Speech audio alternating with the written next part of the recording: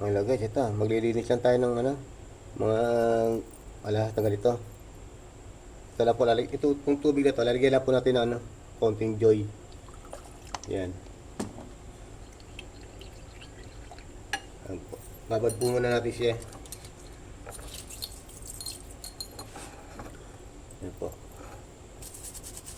Kaya para kung sakali pong dumi po ang mga bracelet ninyo, alahas ninyo, pwede nyo pong subukan to. Pwede nyo po itry yan sa bahay nyo. Yan. Para magkaroon lang po kayo idea. Kasi minsan po, malayo pa po yung tubugan, linisan.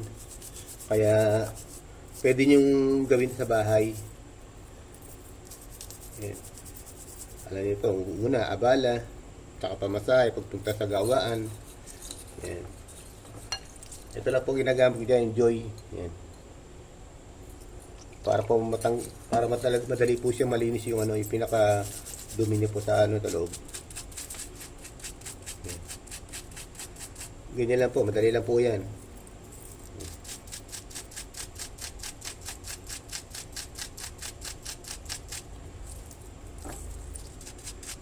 Ayan. Ayan o, lumilinis na po siya.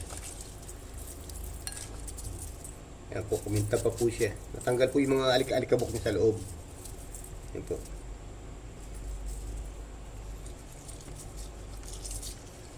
Nabalaw ko lang po siya sa tubig para mahal po siya sa